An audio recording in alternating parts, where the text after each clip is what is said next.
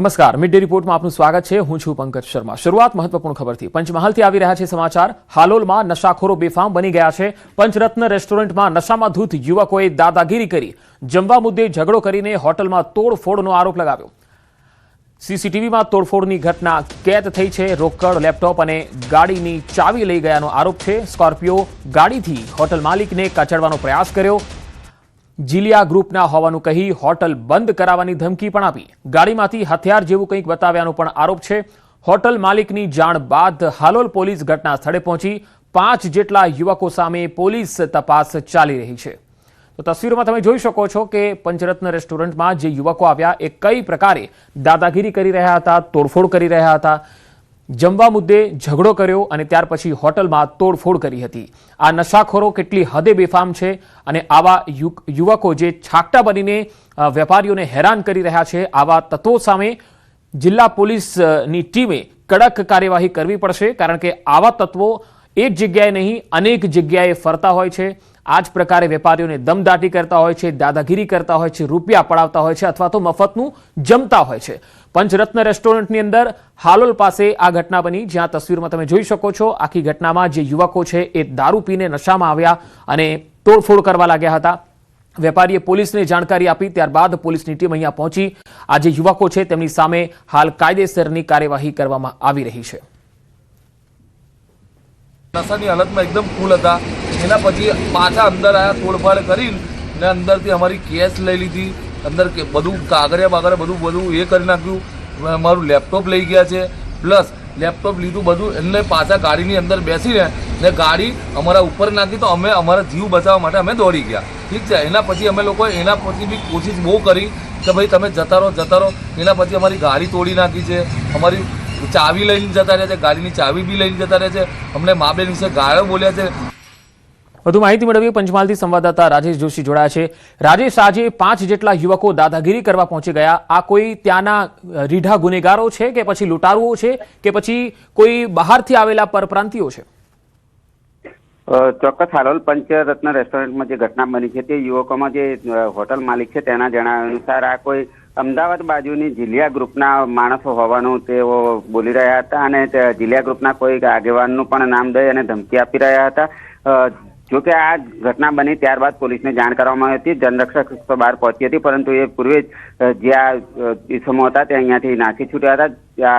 પોલીસે હાલ તો સીસીટીવીના આધારે સમગ્ર જે ગાડીનો નંબર સહિતનું સર્ચ કરી અને તેઓ યુવાનો સામે કાર્યવાહી કરવાનું હાલ કામગીરી હાથ ધરી છે। જી રાજેશ, આ જે યુવકો છે એ ઝઘડો કઈ વાત ઉપર કરી રહ્યા હતા? જમીને પૈસા ના આપવાની બાબતે કે બીજી કોઈ બાબતે?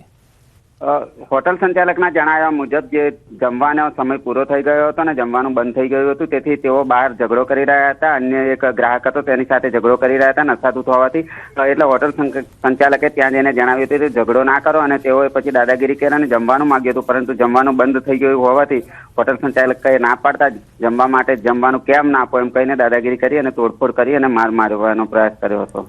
જી, આમાંથી એક પણ યુવક પકડાયો છે ખરો? તપાસ થઈ શકી છે? નામ ખુલી શક્યું છે? કોઈનું નામ ખુલ્યું નથી। હાલ તો પોલીસને થોડી મોડી પહોંચી હતી અને પોલીસની એન્ટ્રી થતાં જ જે યુવક હતા એ સ્કોર્પિયો ગાડી લઈને ભાગી છૂટ્યા હતા। સાથે જે હોટલ માલિક છે તેના દ્વારા આક્ષેપ પણ કરવામાં આવ્યો છે કે બંદૂક જેવું હથિયાર બતાવીને ફાયરિંગ કરવાનું કહ્યું હતું, પરંતુ જે સીસીટીવીમાં હાલ જોઈ શકાયું નથી। જી રાજેશ, આભાર માહિતી આપવા માટે।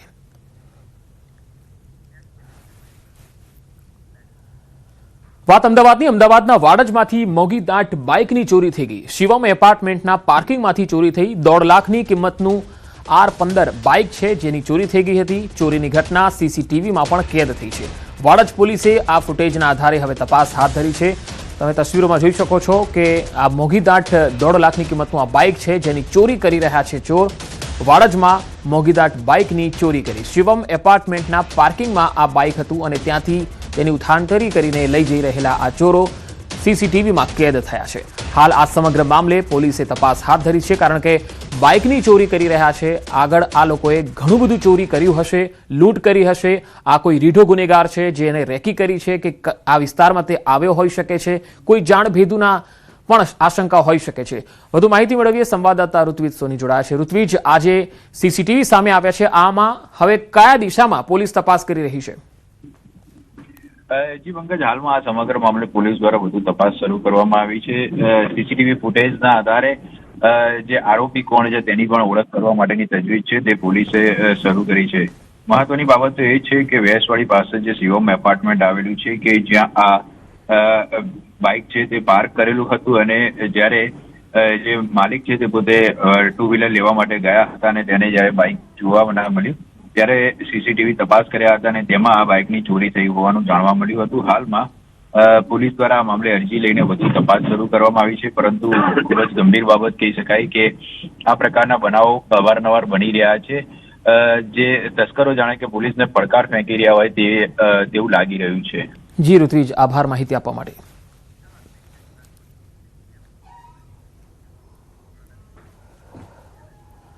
અને હવે વાત રાજકોટમાં થયેલી ધોળા દિવસે લૂંટની.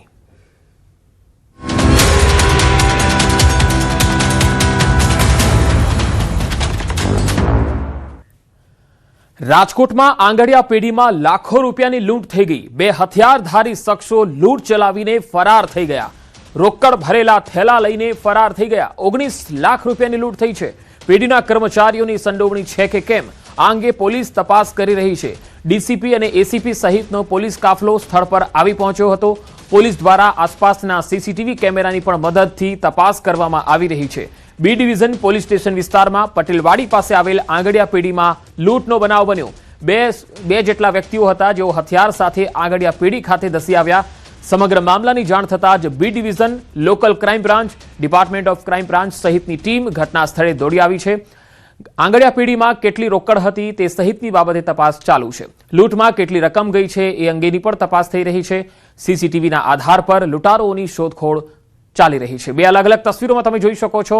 દિન દહાડે 19 લાખ રૂપિયાની લૂંટ થઈ જાય છે અને એ પણ રાજકોટ જેવા સ્માર્ટ શહેરની અંદર આ લૂંટારૂ આટલી હદે બેફામ બન્યા છે. કાયદો વ્યવસ્થાની સ્થિતિને લઈને પણ મોટો સવાલ છે, કારણ કે લૂંટારુઓ બેફામ બની ગયા છે. ના તેમને કાયદાનો ડર છે, ના પોલીસનો ડર છે, અને રાજકોટ જેવા શહેરની અંદરથી આંગડિયા પેઢીમાં લૂંટ કરી રહ્યા છે. ત્યારે પોલીસના કોઈ જ અહીંયા ખોફ હોય એવું દેખાઈ નથી રહ્યું. આ જે બંને જે લૂંટારુઓ છે જેમની તપાસમાં હવે ખ્યાલ આવશે કે તેમનો અગાઉનો જે રેકોર્ડ છે ક્રાઇમનો એ કયા પ્રકારનો રહ્યો છે. પરંતુ હાલ તો પોલીસ આ સમગ્ર મામલાની તફતીશમાં લાગેલી છે. કેટલા રૂપિયાની લૂંટ થઈ છે, કેટલા આરોપીઓ હતા અને કઈ દિશામાં ભાગ્યા છે, આ તમામ બાબતોની તપાસ ચાલુ છે. 10:30 વચ્ચે બે જણ બાઇક ઉપર આવે છે અને અહીંયાના જે કર્મચારી જે છે અલ્કેશ દવે એને એવું કહે છે કે મારે 2.5 લાખનું આગળિયું કરવું છે અને આગળિયું કરવાના બહાને એ લોકો અહીંયા રહેલા 19 લાખની લૂંટ કરીને ચાલી જાય છે. જે કર્મચારી છે પ્રતિકાર કરે છે તો એમાંથી એક જણ ગન બતાવે છે એવું કર્મચારીનું કહેવું છે. 19 લાખ. અમદાવાદમાં કોમનવેલ્થ ગેમ્સ 2030ને લઈને મોટી ખબર. યજમાનીનો સત્તાવાર પ્રારંભ રવિવારથી થશે. કોમનવેલ્થ ગેમ્સ 2030નો બેટન રવિવારે અમદાવાદને મળશે. ગ્લાસગોમાં અમદાવાદને સોંપાશે યજમાનીનો સત્તાવાર બેટન. કોમનવેલ્થ ગેમ્સ 2026ના સમાપન સમારોહમાં આપશે. 20 વર્ષ બાદ ભારત ફરી કોમનવેલ્થ ગેમ્સનું યજમાન બનવા જઈ રહ્યું છે. ડેપ્યુટી સીએમ હર્ષ સંઘવી સહિતના સભ્યો ગ્લાસગોમાં હાજર છે. પ્રતિનિધિ મંડળ venue management, transport, athletes village અને સ્પોર્ટ્સ ઇન્ફ્રાસ્ટ્રક્ચર અંગે મેળવશે તાલીમ. ગ્લાસગોમાં અમદાવાદ એક્સપિરિયન્સ સેન્ટર દ્વારા ગુજરાતની સંસ્કૃતિ, હેરિટેજ અને વિકાસનું થશે વૈશ્વિક પ્રદર્શન. આંતરરાષ્ટ્રીય સ્પોર્ટ્સ ફેડરેશન અને રમતગમત ક્ષેત્રના પ્રતિનિધિઓ સાથે મહત્વપૂર્ણ બેઠકો યોજાશે. રાજ્ય સરકારે કોમનવેલ્થ ગેમ્સ 2030 માટેની તૈયારીઓને વધુ વેગ આપ્યો છે. 2030 में एक सेंटेनरी कॉमनवेल्थ का जो आयोजन करना है वो अपने आप में एक हिस्टोरिकल गेम की ओर हम आगे बढ़ रहे हैं. अहमदाबाद एक्सपीरियंस सेंटर वो अपने आप में बहुत ही लोक चाहना मिली है क्योंकि यहाँ पे देश के अलग अलग राज्य के स्वादिष्ट भोजनों का भी आयोजन किया गया है और इंटरनेशनल फैटर्निटी में खास तौर पे भारत के अलग अलग राज्य के ये भोजन का बहुत ही मांग है. और आपने देखा कि डेजर्ट्स हो या स्टार्टर्स हो या स्नैक्स हो, सभी राज्यों के स्टॉल्स पे जिस प्रकार से भीड़ लगी है यही बयां करता है कि भारत लोग आने के लिए बेकरार है. और 2030 के खास तौर पे मेहमान के तौर पे नहीं लेकिन एक फैमिली के तौर पे मैं दुनिया के सभी स्पोर्ट्स फैटर्निटी का भारत में, गुजरात में बहुत बहुत स्वागत करता हूँ. तो 20 साल बाद हो चुका 2010 में किया तो कितना डिफरेंस होगा 20 साल के अंदर? देखिए ये फुल प्रूफ प्लानिंग के साथ 2030 की कॉमनवेल्थ का आयोजन आगे बढ़ रहा है। ये एक देश नहीं लेकिन दुनिया के लिए, दुनिया के स्पोर्ट्स इवेंट्स आयोजकों के लिए एक मिसाल साबित होने वाली है। ये गेम्स ये केवल स्पोर्ट्स टूर्नामेंट नहीं लेकिन भारत को दुनिया के कई देशों के साथ स्पोर्ट्स के तौर पे जोड़ने वाले एक बहुत ही महत्वपूर्ण टूर्नामेंट रहेगी, जिसको लेके करीबन पिछले कई समय से दुनिया की कई देशों की स्पोर्ट्स फ्रेटर्निटी वो भारत एवं गुजरात के मेहमान बन रहे हैं। और स्पोर्ट्स डिप्लोमेसी में मोदी जी के मार्गदर्शन में भारत ने एक और कदम आगे बढ़ा लिया है। तो 2030 कॉमनवेल्थ अहमदाबाद ये एक हिस्टोरिकल इवेंट रहेगा। देश को तो गर्व होगा ही, कॉमनवेल्थ परिवार को भी 2030 अहमदाबाद की ये टूर्नामेंट को लेके बहुत गर्व हो। इस प्रकार की व्यवस्थाओं आगे बढ़ रही है। सर, लोगों में 2006 જૂનાગઢની ગિરનારની સીડી પર 3 સિંહોની લટાર જોવા મળી છે। વન વિભાગનો સ્ટાફ અહીંયા સ્થળ પર પહોંચ્યો છે। 50 પગથિયા પાસેથી પસાર થયા 3 નર સિંહ। આ તસવીરો જુઓ। વન વિભાગના સ્ટાફે સિંહોને સલામત ક્રોસિંગ કરાવ્યા। શ્રદ્ધાળુને વન વિભાગની અપીલ, વન્ય પ્રાણી દેખાય તો ગભરાશો નહીં, સિંહોની હેરાનગતિ કે ઉશ્કેરણી ન કરવા માટે પણ અપીલ કરી છે। ઘટના બાદ વન વિભાગનું સીડી વિસ્તારમાં સતત પેટ્રોલિંગ ચાલી રહ્યું છે। સાસણની ટ્રેકર ટીમને પણ અહીંયા સ્ટેન્ડ બાય રાખવામાં આવી છે। વધુ માહિતી મેળવીએ જૂનાગઢથી સંવાદદાતા અમર વખાઈ જોડાશે। અમર, હજુ જૂનાગઢની અંદર એક તાજેતરનો બનાવ તાજો જ છે જ્યાં સિંહનો હુમલો હતો અને 3 સિંહો ફરી એકવાર જોવા મળ્યા છે। શું વધુ વિગત? પંકજ, ચોક્કસ કે આ જે 3 સિંહો છે તે ભવનાથ આસપાસના વિસ્તારોમાં અવારનવાર જોવા મળતા હોય છે અને 3 નરસિંહ છે। અને ગઈકાલે રાત્રિના 3 વાગ્યા આસપાસ ગિરનારની જે 50 પગથિયા છે કે જ્યાં પહેલા જે ઘટના બની હતી બાળકવાડી, તે જ જગ્યાએથી આ સિંહો છે તે ક્રોસિંગ કરે, એટલે તેનો કોરિડોર, તમામ સિંહોનું ત્યાં કોરિડોર છે અને ત્યાંથી જ પસાર થતા હોય છે। રાત્રિના સમયે સિંહો ત્યાંથી પસાર થવાના હોવાની માહિતી છે તે વન વિભાગને પહેલેથી જ હતી, એટલે વન વિભાગ સતત આ સિંહો પર મોનિટરિંગ કરતું રહ્યું હતું અને આ સીડી પરથી સલામત રીતે શ્રદ્ધાળુઓની અવરજવર પાંખી હોય છે રાત્રિના હાજરી શ્રદ્ધાળુઓની, એટલે કે શ્રદ્ધાળુઓના રોગ્ય અને બાદમાં સિંહોને સલામત રીતે છે તે જંગલ તરફ ખસેડી દેવામાં આવ્યા છે। વન વિભાગે અપીલ કરી છે કે ક્યાંય પણ તમને વન્ય પ્રાણીઓ દેખાય તો તેને છંછેડવામાં ન આવે, તેને ન છંછેડાય અને સલામત રીતે છે તે ત્યાંથી પસાર થવું અને વન વિભાગને તાત્કાલિક જાણ કરવી।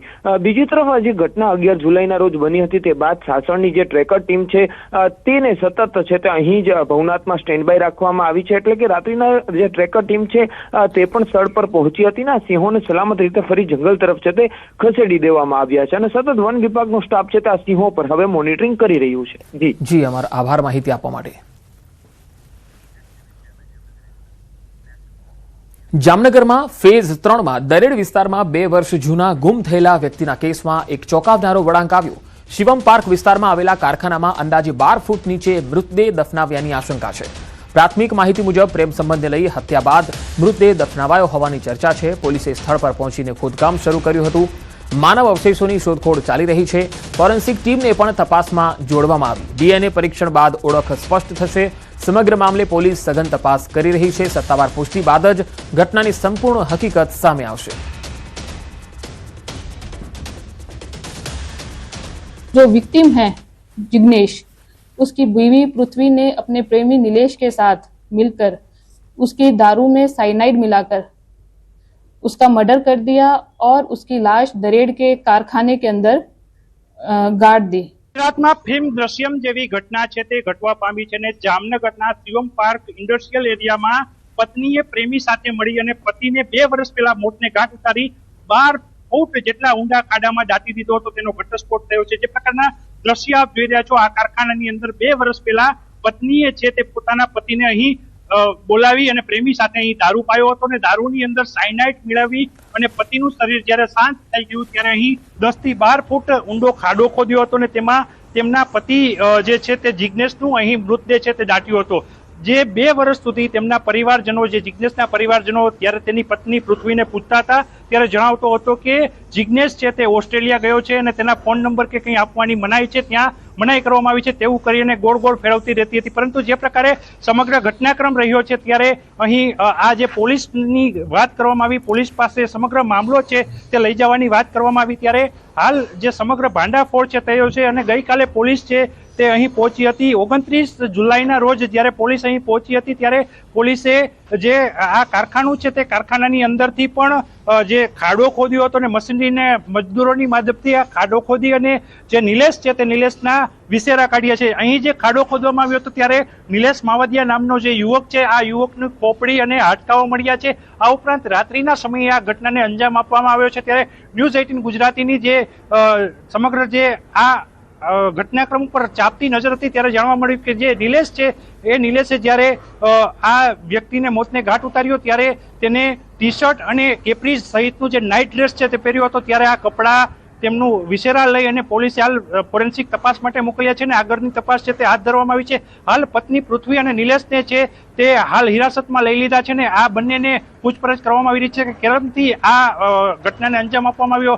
અગાઉ પણ નિલેશ છે તે પૃથ્વીના સંપર્કમાં હતો અને તેનો પ્રેમી હતો. ત્યારબાદ જે પ્રકારે લગ્ન થયા અને લગ્ન બાદ જે પ્રકારે જિજ્ઞેશને મોતને ઘાટ ઉતારી દીધો, આ દ્રશ્યમ જેવી ફિલ્મ સ્ટોરીને લઈને હાલ લોકોમાં પણ તરેતરેના સવાલો ઉઠી રહ્યા છે અને આ ઘટનાને લઈને ધિક્કાર પણ કરી રહ્યા છે. પતિ પત્ની ઓર વોના આ ટ્રાયેંગલને લઈને ફરી એકવાર અજીબો ગરીબ જે પ્રકારનો આ ઘટનાક્રમ છે, મોતને અંજામ આપતી જે વારદાત છે તે વારદાતને લઈને હાલ હોવા મચી ગઈ છે. કિંજલ કારસરિયા, ન્યૂઝ 18 ગુજરાતી, જામનગર. તો 2 વર્ષ પહેલા જે ગુમ થવાનું રહસ્ય હતું એ હવે ખુલ્યું છે. કારખાનામાં 12 ફૂટ નીચે મૃતદેહ દફનાવ્યો હોવાની આશંકા. અને હાલ એક મહત્વપૂર્ણ ખબર આવી રહી છે. સુરતમાં કીર્તિ પટેલની ધરપકડ થઈ છે. હાલ તસવીરોમાં જોઈ શકાય છે કે કીર્તિ પટેલ ને પોલીસ લઈ જઈ રહી છે. સુરેન્દ્રનગરમાંથી કીર્તિ પટેલની ધરપકડ કરી છે. પૂણા પોલીસે કીર્તિ પટેલની ધરપકડ કરી છે. આપણે જણાવી દઈએ કે ગંભીર કલમો હેઠળ કીર્તિ પટેલ સામે ગુનો દાખલ થયો હતો. કીર્તિ પટેલ છે તે અત્યારે પૂના પોલીસ સ્ટેશનના લોકઅપમાં મૂકવામાં આવી છે. તેને ડિસ્ટર્બમાં લાવવામાં આવી છે. પણ જે પ્રકારે કહી જાય કે સુરેન્દ્રનગરથી તેની ધરપકડ કરવામાં આવી છે ત્યારે તેના વિરુદ્ધ જે સોશિયલ મીડિયાના એકાઉન્ટો બ્લોક થયા બાદ નવું એકાઉન્ટ બન્યું છે તેને લઈને પણ તેના વિરુદ્ધ ગુનો દાખલ થાય તેવી શક્યતાઓ પણ દેખાઈ રહી છે. કીર્તેશ પટેલ, ન્યૂઝ 18 ગુજરાતી, સુરત. તો કીર્તિ પટેલનું હાલમાં જ સોશિયલ મીડિયા એકાઉન્ટ છે એ બંધ કરી દેવામાં આવ્યું હતું અને એટલે કે સસ્પેન્ડ કરી દેવામાં આવ્યું હતું. ત્યારબાદ તેણે એક નવું એકાઉન્ટ શરૂ કર્યું હતું. કીર્તિ પટેલની સુરેન્દ્રનગરથી ધરપકડ કરી છે. પૂણા પોલીસ તેને સુરત લઈને આવી છે અને હાલ કીર્તિ પટેલ છે એ પોલીસ સ્ટેશને તો જઈ રહી છે પરંતુ તે હાલમાં તેના ચહેરા ઉપર કોઈ એવા હાવભાવ નથી કે કોઈ એવો ક્ષોભજનક કે પછી તેને કોઈ પસ્તાવો પણ નથી, કારણ કે તેની સામે અનેક ગંભીર કલમો હેઠળ ગુનો પણ દાખલ થયેલો છે. પોલીસ હવે તેની સામે જે ગુના નોંધાયેલા છે તેને લઈને કાયદેસરની પ્રક્રિયા આગળ ધપાવશે. તો કીર્તિ પટેલની આખરે ધરપકડ કરી લેવામાં આવી છે. સુરતની પૂણા પોલીસે ધરપકડ કરી લીધી છે. સુરેન્દ્રનગરથી તેને પકડીને સુરત લવાઈ છે. સમાચારોનો પ્રવાહ લગાતાર જારી રહેશે. હાલ રોકાઈશું એક વિરામ માટે.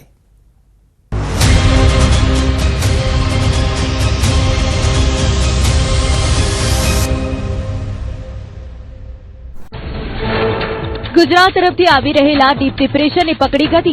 20 કિલોમીટરની ઝડપથી આગળ વધ્યું ડીપ ડિપ્રેશન. છત્તીસગઢના ચંપા પહોંચ્યું ડીપ ડિપ્રેશન. ગુજરાતથી અંદાજે 1000 કિલોમીટર દૂર છે સિસ્ટમ. 24 કલાકમાં મધ્યપ્રદેશ પહોંચી શકે છે સિસ્ટમ. દર કલાકે 7 કિલોમીટર આગળ વધી રહી છે સિસ્ટમ. ગુજરાતમાં ધીમે ધીમે વધી શકે છે વરસાદની તીવ્રતા. કાલથી ગુજરાતમાં ફરી વેગ પકડી શકે છે વરસાદ. શુક્રવારે કેટલીક ઠેકાણે સાંબેલાધાર વરસાદ સંભવ. આગામી 48 કલાકમાં ગુજરાતના કેટલાક ભાગોમાં વરસાદની આગાહી. હવામાન નિષ્ણાંત અંબાલાલ પટેલનું અનુમાન. પંચમહાલ, વડોદરા, મહીસાગરમાં પડી શકે છે વરસાદી ઝાપટા. સૌરાષ્ટ્રના ભાગોમાં વરસશે વરસાદ. ગુજરાતમાં 20 ઇંચ સુધી વરસાદ પડવાની હવામાન નિષ્ણાંત અંબાલાલ પટેલની આગાહી. 48 કલાક બાદ ફરી વરસાદનો બીજો રાઉન્ડ આવશે. બંગાળના ઉપસાગરમાં એક મજબૂત સિસ્ટમ. 30-31 જુલાઈએ ભારેથી અતિભારે વરસાદની શક્યતા. રાજ્યમાં ગુરુવારથી ફરી વધશે વરસાદનું જોર. 31 જુલાઈએ અમદાવાદ, સુરત, આણંદ સહિત 8 જિલ્લામાં રેડ એલર્ટ. સાંબેલાધાર વરસાદની આગાહી. 12 જિલ્લામાં ઓરેન્જ એલર્ટ જ્યારે 14 જિલ્લામાં યલો એલર્ટ. 4 સિસ્ટમ સક્રિય હોવાથી મેઘરાજા ભૂક્કા બોલાવશે. Deep depression, monsoon trough, shear zone અને વેસ્ટર્ન ડિસ્ટર્બન્સ સક્રિય. અત્યાર સુધીમાં રાજ્યમાં સરેરાશ 15 ઇંચ વરસાદ. સામાન્ય કરતાં 5% પડ્યો વધુ વરસાદ. પાટણના રાધનપુરમાં વરસાદનું તાંડવ. ખેડૂતોના ઉભા પાકને વ્યાપક નુકસાન. પેદાશપુરા અને ગોતરકા સહિતના અનેક ગામોમાં વાવેતર સંપૂર્ણ નષ્ટ. હજારો વીઘામાં પાક નિષ્ફળ જતા બિયારણ, ખાતર અને ખેડૂતોની મહેનત પર ફરી વળ્યું પાણી.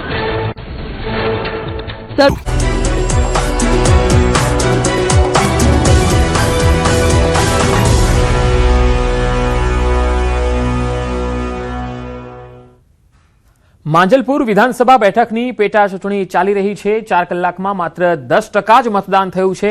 વરસાદની આગાહી વચ્ચે નીરસ મતદાન થયું છે.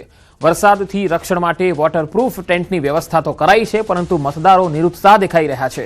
મોબાઈલ વોલેટની પણ વ્યવસ્થા છે. મતદારો માટે લાલ જાજમ બિછાવાઈ છે. તમામ વ્યવસ્થાઓ વચ્ચે નિરુત્સાહી મતદાન દેખાઈ રહ્યું છે. એકલ દોકલ મતદારો આવી રહ્યા છે. મતદાન મથકે અહીંયા તમે જોઈ શકો છો કે ખાસ કોઈ મતદારોની હાજરી નથી દેખાઈ રહી. માંજલપુર વિધાનસભાના મતદારો નારાજ પણ દેખાઈ રહ્યા છે. લોકોએ ન્યૂઝ 18 સમક્ષ વિસ્તારની સમસ્યાઓ વર્ણવી. મતદારો ઝંખી રહ્યા છે કે વિસ્તારનો વિકાસ થવો જોઈએ.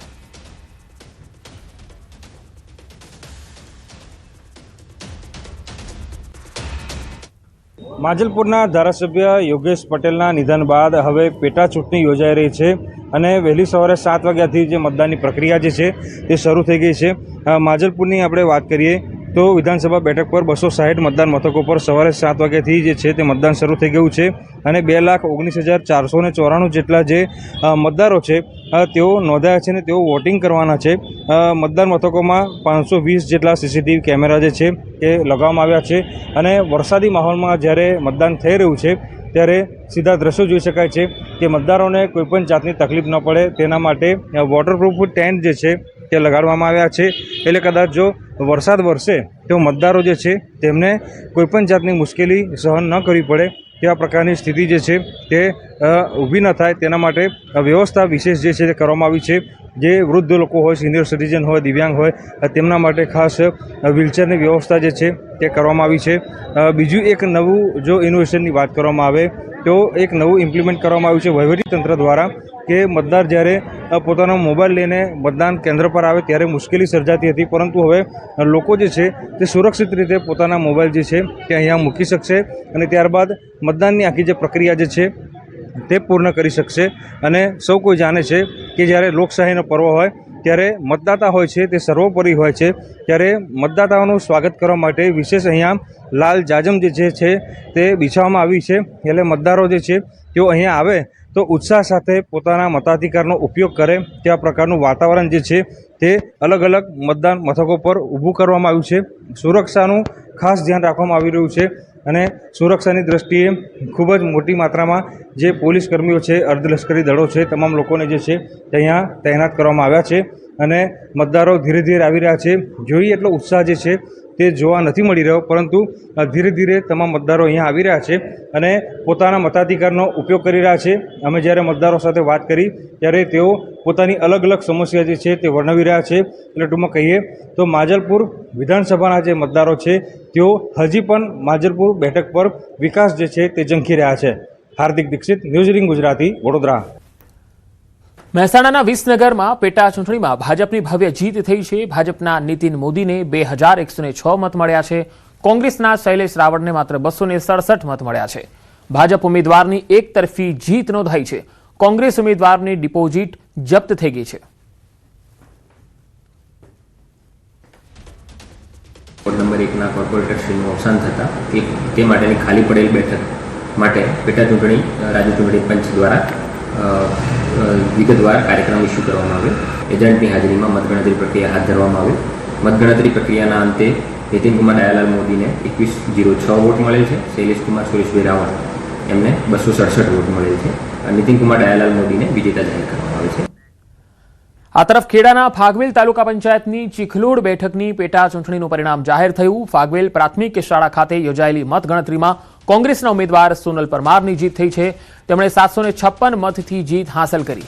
ચીખલોડ બેઠક પર કોંગ્રેસની જીત બાદ ઉમેદવારે ફાગવેલ સ્થિત ભાથીજી મહારાજના મંદિરે જઈને દર્શન કર્યા હતા. તો ફાગવેલમાં ચીખલોડ બેઠકનું પરિણામ જાહેર થયું છે, જ્યાં કોંગ્રેસના ઉમેદવારે મેદાન મારી લીધું છે. કોંગ્રેસની અહીંયા જીત થઈ છે. ચીખલોડ બેઠક પર કોંગ્રેસની જીત બાદ ભાથીજી મંદિરે દર્શન કરવા ઉમેદવાર પહોંચ્યા. મોટી સંખ્યામાં તેમની સાથે તેમના સમર્થકો અને કાર્યકર્તાઓ પણ પહોંચ્યા. આ ખુશી બાદ સોનલબેન પરમાર અને તેમના જે સમર્થકો છે તેમાં જબરજસ્ત ઉત્સાહ જોવા મળ્યો.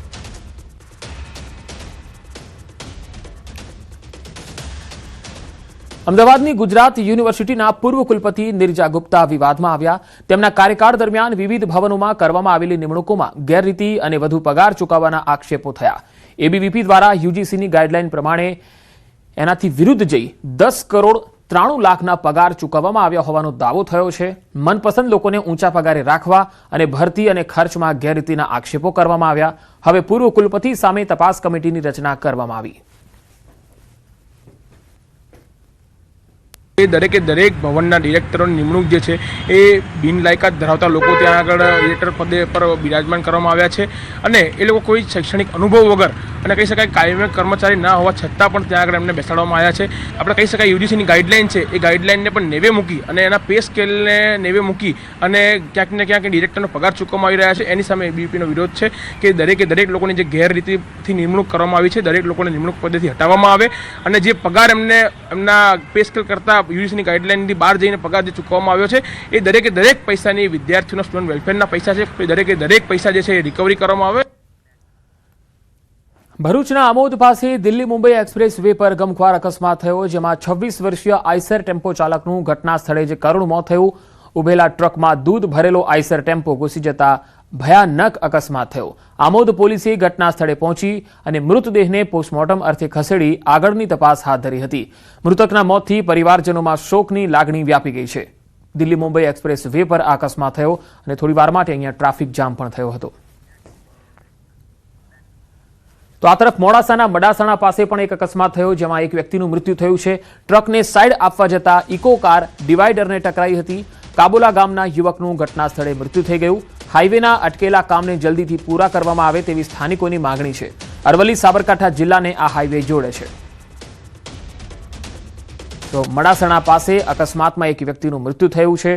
ટ્રકને સાઈડ આપવા જતા કાર ડિવાઈડરને ટકરાઈ હતી. તો આ બુલેટિનમાં અત્યારે આટલું જ. નમસ્કાર.